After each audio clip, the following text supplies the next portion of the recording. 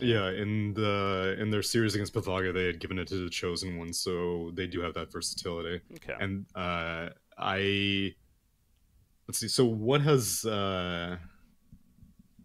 they been slapping on their mid? Ember Spirit, A lot of Viper, I assume. Viper, yeah, Everyone's been doing that, but Viper's banned Razor. here. Oh Okay, yeah, yeah, we'll see. Zitrex. Okay, so speaking of that, Zitrex, he's been playing a lot of Razor for this team, and he's been building Veil of Discord first. It's been really interesting. It actually helps him farm very rapidly, is what we noticed. But it is a unique item on that hero that he prefers. He did it at 3 different games. I think he picked it up in this event so far. So. Wow. Okay, I'm intrigued. They banned it though, so I think they banned it the first game too, almost like in response to that. It worked out well for them. So do not want to give it up. Great against a hero like Lifestealer too, and even to an extent Phantom Assassin. So yeah, they just don't want to deal with it. Yeah, Viper would have also been good, which is why the Empire first phase ban at the break is just too effective against PA. Yep. Nyx Assassin does bring the break still, but both these drafts do have their position 4 already, so probably wouldn't expect to see that hero right now. Would have been nice against a Batrider pick too, but again, they have a Shadow Shaman Elder Titan, so unless they want to position 3 Nyx, run a mid Pango, then yeah, it seems like a little too much there that you're doing. They're spending plenty of time to figure out who this 4th pick is going to be. Maybe that safe lane hero, and then sets up either a mid or an off lane final pick. Whoa. Okay. So Slark has been seeing a little bit of a resurgence against Phantom Assassin. I don't really know why. I'm guessing, I mean, all the old mechanics are roughly the same. I don't think Leash is like particularly that much better against Phantom Assassin. But I'm not a huge fan of it here just because of the amount of burst damage, assuming that this Empire Tiny can get farmed. Because there's a lot of chain disable. You've got the Avalanche Toss, Lasso, the Silence from Grimstroke, and a lot of that is very difficult for a Slark to deal with. So, I mean, it is a one-position Slark, so assuming that you're confident that Slark versus Batrider is going to be as good of a time as you're hoping it will be, then you should be able to snowball quite a bit, but it's a little bit stressful going into this much burst damage from Empire. Yeah, part of me does wonder if it is that ultimately that Silver Edge potential carrier too, but that is a I have not been seeing this hero this event. I know for a fact, and I don't recall seeing it really at MDL or ESL. I wasn't able to pull the stats there to confirm, but Nemiga, yeah, like you're pointing out the matchup against Phantom Assassin, it is good against Batrider, sure. So there is that. 10 seconds remaining. Another reason to like it. I think part of the reason is we'll have to see depending on what the mid lane matchup is, but I think having a Slark on the team, yeah, it opens the map up more for a mid laner to do other stuff because there's going to be so much focus on the Slark because that's the biggest priority for Empire is like we just need to make sure that the Slark does not have a good game. If he doesn't have a good game, then everything else is fine. And so as a result, your mid laner is able to get away with more. Choose your hero. But probably not against a Huskar. Ooh, yeah, Huskar considered pretty good against Kunkka, hence the snap pick of it that they go for there. And so now Kunkka's going to have to deal with that in the hands of Sunlight unless they want to swap things up with the lanes. I don't know if Pango or really any of these cores would be that much better, to be fair. Just setting up to be a pretty free Huskar game, at least in the lane matchup. They do have some decent control. And things like the Pango Lucky Shot could potentially be annoying for Huskar, but I could see why overall, I still like this Empire draft significantly more, though. Yeah. I think really Nemiga's only hope is, like I said, Zitrex to get really, really farmed, but I don't even know how he effectively goes in and out of fights. Like, who is his #1 target whenever he goes into fights? Grimstroke, I suppose, is going to be fairly exposed, but there's a lot protecting him. And Slark can't really easily hunt any of these other heroes. Huskar, PA, Batrider, Tiny, these heroes are not very susceptible to Slark movements, at least not for like the first 30 minutes or so. So I'm definitely leaning towards Empire for this second game. Yeah, the Slark was certainly the wild card to pick, and another reason where I suppose the The Silver Edge could be useful too, so I'm really wondering if he's going to try to get that sooner than later this time around on the hero like Slark. But yeah, the lane matchup is setting up to be pretty poor. The Chosen One on Pango again, as you're mentioning, being in that off lane. Yeah. I guess go ahead. My deciding factor would be how many Midases have you been seeing throughout this tournament? Because the number of Midases that either team build could very easily shift it in one way or another. Well, that's a good point. Slark is very likely going to be build Midas. We've been seeing Midas meta has been very real.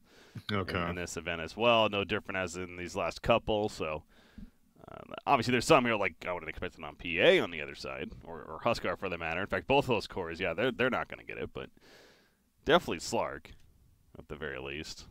Yeah, then I'm curious because the other thing in these tier 2 CIS and EU tournaments is oftentimes teams struggle to close out games, and like you were saying in game 1, like there was no real clear advantage until like the 30-minute mark when anti-mage just got beyond the point of no return. Yeah. And so that's what I'm not a fan of the Midas meta, but I think it adds an interesting layer of urgency to teams that otherwise would be kind of lackadaisical about closing out games because they're like, oh, whatever, we have an advantage. But once you see like 3 Midases in the enemy's inventory, you're like, I kind of need to push high ground now, otherwise this could be bad news. Yeah. No, this isn't a game where I would expect many, to be honest, though. It's not one where there's a lot of candidates, or at least that we usually see it on. Maybe the Kunkka, but again, Slark goes back to being the only one that would be a bit more certain in terms of who I'd expect to see it on. Either way, the laning phase upon us. Just also as a reminder, Tsunami, make sure to switch over to the stream. Yeah, that's right. Yeah, I can do that. Just in case. Okay. Bounty Rune's going to spawn in just another 5 seconds. You got the Radiant covering their own at the bottom lane. They're setting up for a possible 3-for-1. It looks like that's going to be the case, so Empire, they pretty easily get a 3-for-1 Bounty Rune in their favor.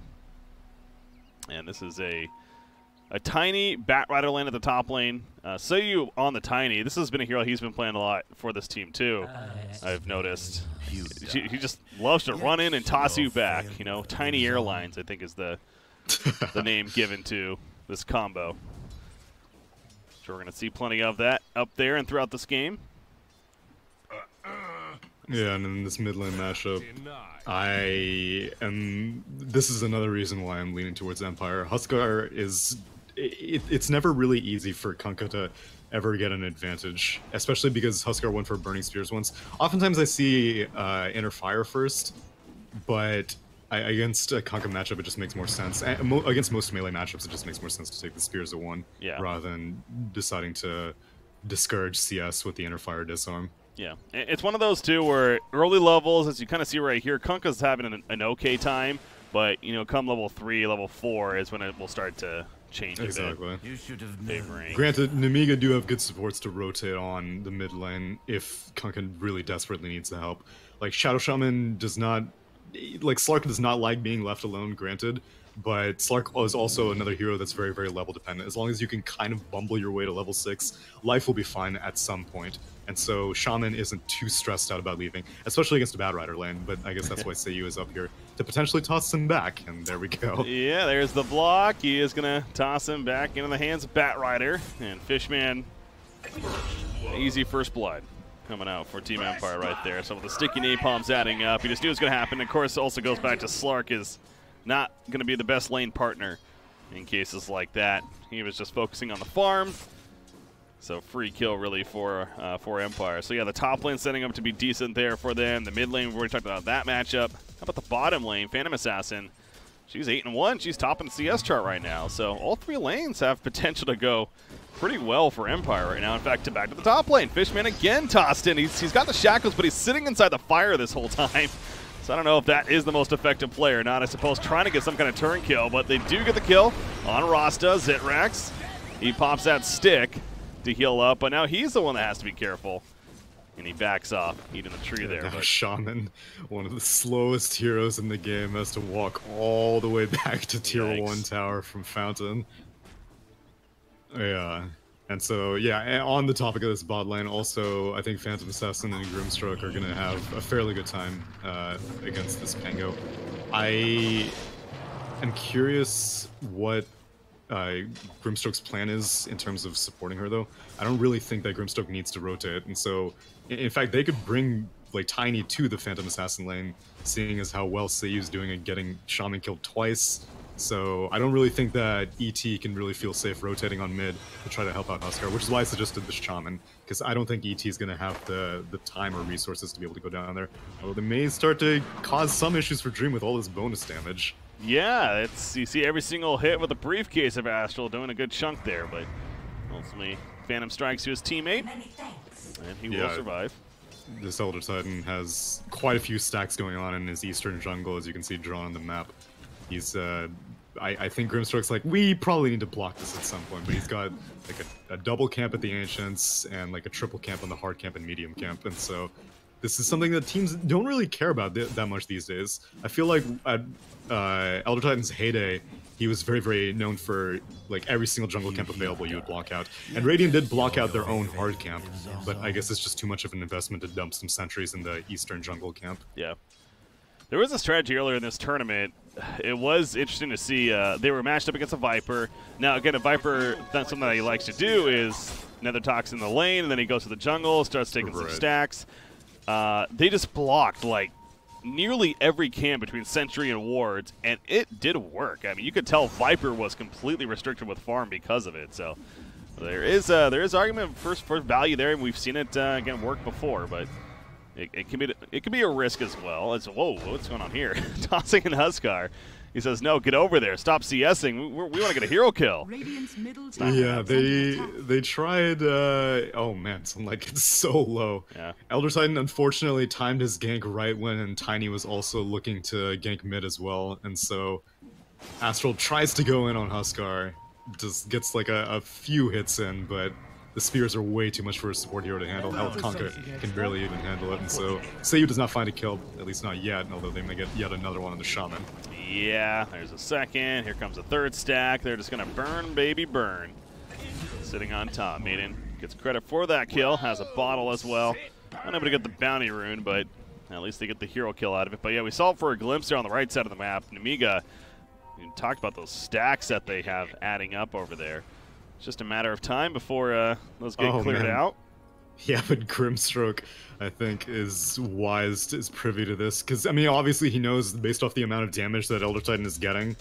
But you see Grimstroke posts up one Observer Ward on that eastern jungle so they can be aware and potentially contest it. Yeah. If they don't clear it fast enough. Kunkka did clear the left stack. Yeah. I see. So at least he took care of that one. But now they'll see Rasta over there, and I think the Dire team's picking up on this, that, okay, they know this is happening. Maybe we want to try to get these taken care of. I guess he's just stacking again for now. But, yeah, so some mind games going on in that right side jungle. As back to the top lane, Zitrax. This time he's in trouble. Pounce, it doesn't really connect, but it gets him away for the time being. But the Avalanche coming through.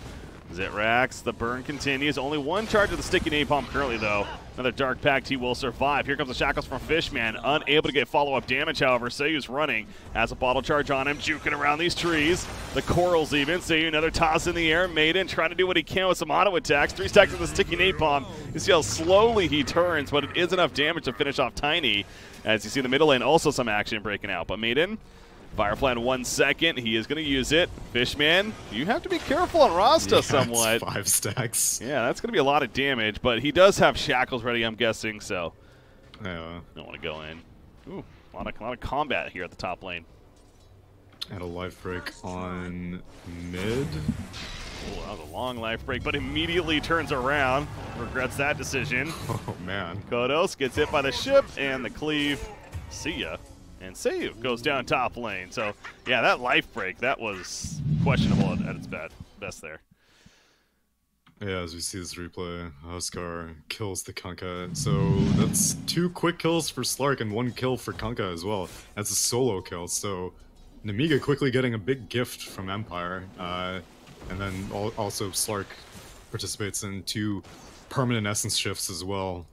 Compliments to that Tiny dying. So Yeah, I mean, this is what's necessary for Zitrex to be a force to be reckoned with in this game, because many times in the Katowice and MDL games, we saw Rastas get out of control with their Aether lenses and just shackle people from 10 miles away. Yeah. And a Huskar can definitely be susceptible to that, but a roll in on bot.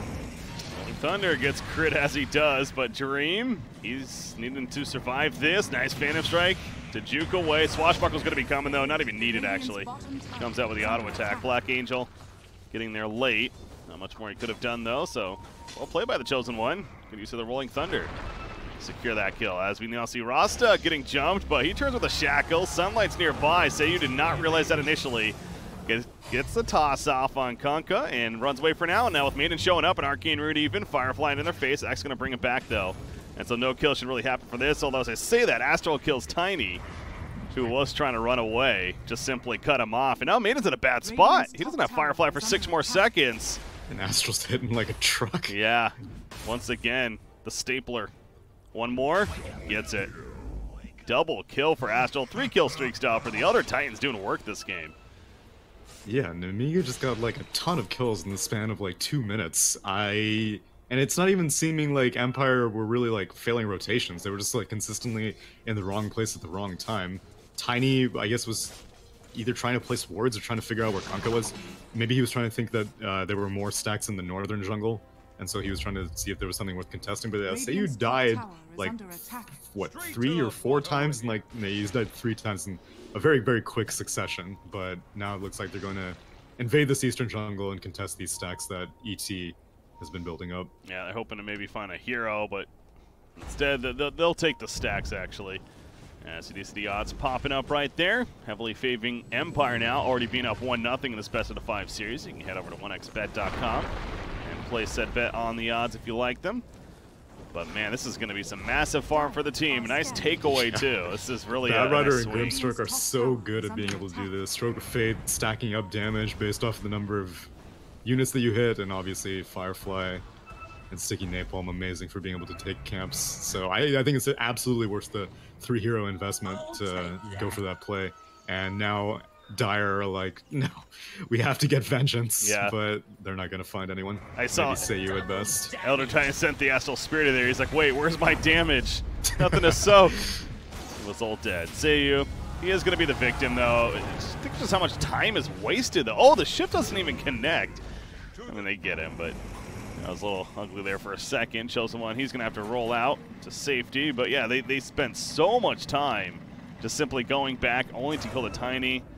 And on top of all of that, the fact they cleared all those camps on the Radiant side, absolutely worth it for Empire in the big picture. But Tsunami, I'll say this, Slark is farming very well. He's actually topping the charts now in this game. And I haven't been paying enough attention to his item build. I don't know if he has the Midas yet or not, but Bat Rider's going to try to find a kill on him. There goes the Dark Pack, so out comes the lasso. Good patience from Maiden, but it is not enough. Dark Pact once again. Zitrex still barely alive, but he does burn down eventually. Maiden wants more. He's going to get more. Another Titan, another auto attack should do it. There we go. Double kill for the Bat Rider. I think Slark is recognizing the urgency as much as I hoped he would. He's actually got Silver Edge queued up as his first item, so just straight up ignoring the Midas. So I don't even know if we'll see any Midases this game at all. But I think it may be a bit preemptive to go for something like that, because I think your Kunkka's making enough space, as we see Sunlight just gets a kill on Maiden, that I don't really think you need to go in for like immediate combat build, which is what a Silver Edge provides right off the bat. Because Dream's not going to be joining into fights, as now he gets ward trapped. Come the ward, Shackles hits, the swashbuckle setup. Here comes Zitrex as well. They're going to turn their attention for Grimstroke and now go after Dream. Well played here, but the Phantom Strike to the creeps. Puts a dagger out, another swashbuckle though, and the Chosen One gets a double kill out of it. There's a TP coming in, they see it. They might go in as we take a glance at the mid lane, but yeah, it looks like they're diving, aren't they? Swashbuckle once again, Seiyu. He has more supports coming though, so this might be too much of a dive. Shadow Dance from Zitrex, but that lasso's ready to go from Maiden. As soon as the Dark Pact goes off, he's not even going to lasso. Not necessary here. And just going to try to burn him to the ground. I guess he doesn't have it anyways, but they do kill the Slark, and they're going to also get the pick onto Pango. Lost on the right side there. So they fight back at least, and they get a couple of turn kills, but proving to be an action-packed game here in number 2. 10 to 8 hero kills. They do get some kills back, but it seems like a mismanagement of resources, because so many heroes TP bot when really all you needed was the Huskar. And now there are 3 Radiant heroes, like, do we push bot? I mean, we lost our tier 1 tower anyway, because the Rasta wards that were used to trap a Phantom Assassin ended up being able to push the tier 1 tower bot. And so Huskar has been, like, very, I don't know, shy about rotating into other lanes, despite his build. He's gone for triple bracers and an armlet, so he's very much ready for combat at this stage of the game. But he was the last person to TP bot after the Bad Rider, after the Grimstroke, after the Tiny. And now they can't even really successfully push because Akanka is just too good at being able to shut down the push. So we're lucky for them, 4 Nemiga heroes have shown up bot, so if they want to go for yet another fight, they may be able to find some success. Yeah, PA does rotate mid, and we know she's going the Battle Fury, so of course she's focusing on getting that, and as long as Empire can keep things at least somewhat close in that time, then overall perhaps going to feel pretty good about how the game's shaping up. But right here at the bottom lane, there's just a bunch of stalling. Both teams not really going to go in on one another. A very patient play from Empire. And Kodos will just simply transition to the jungle. So there's another Shadow Blade. Kunkka is going to go the Shadow Blade route as well. Kunkka, we've seen a varying of builds. So this, of course, is one of them. And speaking of that Silver Edge value this game, so maybe he will even look to get one. But Fishman, by the way, the Tiny Earland's coming out. And they will connect for a kill on a Rasta at least, but they're going to have some great tools coming out for Nemiga's side. They're going to be ready to fight much earlier than Empire at this rate. Yeah, and initiation is going to be very, very simple for them. Really the only thing that they need to be concerned about is this Tiny Airlines, because I think Bad Rider's still going to be a little ways away from his blink. Yeah, he's actually going for BOTs as his second item after the drum. And so there is not going to be that threat of that immediate blink for a Slark to be concerned about, or for a Kunkka to be concerned about. And I can kind of understand the value in that. Seeing as how you're going against a Shadow Shaman, the fact that Rasta can instantly Hex, or Shackle, or Ward Trap can make life kind of difficult for Blink Dagger initiation on a Bat Rider, so I'm not too surprised that he's skipping it, especially whenever he has Tiny Toss to be able to help him out. This is just that... Yeah. The Sentry Wards are going to be so valuable for Empire because they only need to place 1 to counter out 2 heroes on the side of Nemiga. Yeah. Speaking of the Bat Rider, we have been seeing a lot of this lately, I feel like. The whole drums bots build. It's especially with the drums change to the individual move speed, you fly around very fast when you have both of those items on top of Firefly, of course, and the mobility is great. So we will eventually get a Blink Dagger, I'm sure. But yeah, these 2 in succession ideally allow for these initiations, and you talked about the old Tiny idea, as we've seen several times as well. So doesn't necessarily need that initiation tool himself at this point, but Kunkka leading the way on the net worth. I mentioned the Shadow Blade he just got recently, and Nemiga, looks like they want to try to be active here as they make their way to the top lane, sort of. I think they need to know where Huskar is before they can really do anything. Not knowing where Huskar is makes any initiation very, very tricky. Mid currently, they do have vision on him for the time being, but unable to find really an opening right now. So Phantom Assassin will slowly but surely continue to farm towards that Battle Fury. As she cleans up more of the jungle, they're protecting her, no doubt. It feels like they should be. Tango, I believe, finished the Maelstrom. And Huskar, he's going to go a Heaven's Halberd. So again, he's he's going to have nearly 2,500 life when he has an armlet toggle, as well as that massive evasion. So yeah, he's a beast. Here's the smoke. It's going to be a hell of a time for Slark to deal with that, especially since Dark Pact also cannot take off the Halberd disarm. Seiyu going to be the sacrifice for this 5-man. Get some creep kills. Couldn't really finish that one. So they're going to transition into the tier 2 push at least. We'll see if they drop Rasta Wars. They absolutely will. And I think that's a sign of Radiant. You don't want to defend this. Let's just let it go. Don't risk too much here. They spend a glyph though. Radiant does. As I say that, yeah. I don't know what all that's about. Black Angel, buddy. You're dead. Bat Rider's going in. They have a silence up on Chosen Well, but it wears out. Phantom's Embrace comes back. There's a tower kill. Why is Empire even trying to take this Dream? He gets a crit on the Elder Titan in the back lines, but then he runs away, realizing he's by himself. This Rolling Thunder, what? He's stuck in the wall, literally. And now he's going to be pulled back in by a lasso. So Chosen One going way too deep right there. Rasta was picked. And you know what? Numbers played out pretty well for Nemiga considering. Yeah, I think Pango, there are a few points on the edge of the map where you actually get stuck on the top of the map as opposed to like on the side of the map, which is what ended up happening. So like sometimes you can safely get out of near-death situations by locking yourself like on the cliff border of the map, but that's not one of the areas. He would have been better off bouncing and going back down to the low ground. But yeah, he goes down. Rasta goes down as well. It seemed like a very half-hearted defense from Empire, but Nemiga just kind of played into their hand because Grimstroke died for free. There was like absolutely no response from Empire at that point. But then Nemiga was like, oh yeah, maybe we could push high ground, and you know, Rolling Thunder was committed. Maybe a little bit excessive from Nemiga at this stage. Yeah, not as deep as he did especially, so getting stuck, just unfortunate part of the circumstance, but even if he doesn't get stuck there, it was an ambitious play from Mr. Pango, considering the time that we are in the game especially. Right now, we're just hitting the 19-minute mark about, as Empire is going to push the top tier 1, and Dream, he definitely has a Battle Fury now, I'm guessing, and we do see the acceleration there. He's caught up to the Kunkka. Bottom lane, by the way, Fishman, he might be dead. Yeah, he's definitely dead. He has wards. He didn't drop them, though. They're just simply going to run him down. And Tiny will take credit for the kill. So good find there. Based on the way this Huskar is playing, I think that they're just very confident that they can win late game if it comes to that, which I'm not 100% sure is the case, because Nemiga can scale fairly well. I mean, maybe, especially seeing as how this Pango has gone for a damage-oriented build. He went for the Maelstrom first item, he's got a Blink Dagger queued up at his second item, and I don't think he's going to be going for that tank-oriented Pango, which means that he can be a very annoying damage dealer come mid to late game.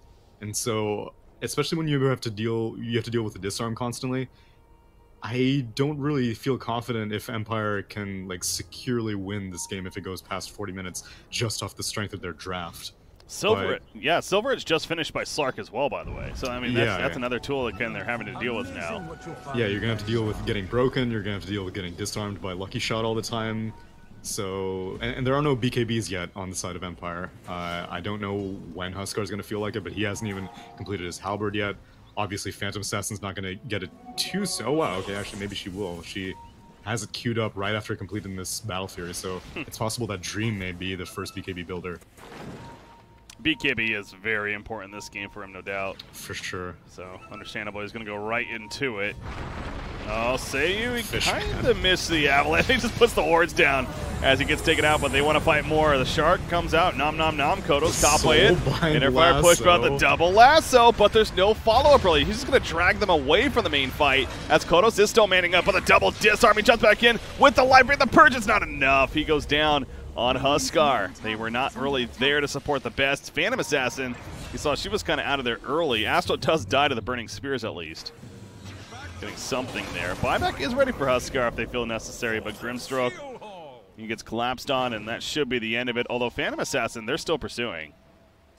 Slark, no, he's going to go the wrong direction. So that'll be the end of that. May have stuck around a little bit too long, but Pango's still in the area, so Bad Rider and Tiny back off. Yeah, it would have actually not been a bad idea for Huskar to buy back, but I think they don't want to commit too heavily until Phantom Assassin completes her BKB. Because I guess she, like you said, it's very, very important for her to complete the BKB this game, and I'm glad that she's going for it as a second item. And so if she is going to go for it as a second item, you might as well wait for it, because the time between a 21-minute fight and a 25-minute fight, you're not going to really lose that much. You might as well just play it safe. Yeah, and kind of going back to what you were saying earlier, I wonder if part of the logic for Empire on that, thinking like we could maybe still take it to the late game and feel good, is you have the Battle Fury course enhancement on Phantom Assassin, and you really have no straight-up farming tool on the other side. No one with the Midas, no, Battle Fury, whatever else. And they're running this heavy tri-core that's soaking up a lot of farm between 3 carries, so... but I do think you're right. There's not like an ultimate answer item in terms of Dream, by the way. He's in trouble. He's going to get caught down here. Shackles going in. Seiyu. TP's trying to save. Dream's getting very low, though. Can he Phantom Strike? He cannot. He goes down in the end. The sleep, the Echo Stomp hits. The Earth Splitter comes out. Tiny trying to run. The ship connects on a Maiden back here. Gonna fire a pushback, but the Chosen One, okay. He is gonna melt to the Burning Spears, but they kill the Grimstork as well. They do lose 2 in the response, and it could be more Sunlight. Dragged back in. At least he got the BKB off first. Xerax is still feeling cozy, by the way. Tiny does go down to that, and a jump in from Kodos with a light break. Gets a triple kill. So this Huskar is an issue right now. Sunlight, it's gonna be a quad kill. Ultra kill, AKA. And now Xerax, he's got his distance at least. So that's the Huskar that we've been waiting to see. Yeah, that's exactly what I was going to say. That is the Huskar that I've been waiting to see this entire game. I mean, especially if you go the triple bracer build. He's, I guess during that Shrine fight, he was kind of jumping into the fight, but maybe he was the initiating member, and so as a result, he took too much focus. But Huskar Cleanup Crew is one of the best janitor squads in the game, and so they dived past the tier 2, and Huskar, saw his opening. And also Nemiga were very, very interested in trying to kill off Maiden, because Maiden has picked up a super early gem in response to all these Shadow Blades. And so if you're able to take that out of the enemy hands at this stage of the game, that can be devastating for Empire. And so Nemiga were like, it's just a Bat Rider. He has 200 HP, his Firefly's down, we could probably go for him. And so they're kind of mingling around this tier 2, and Huskar is just picking everyone off in the meanwhile. BKB times out on the Kanka, and so he's not really able to get back into the fight.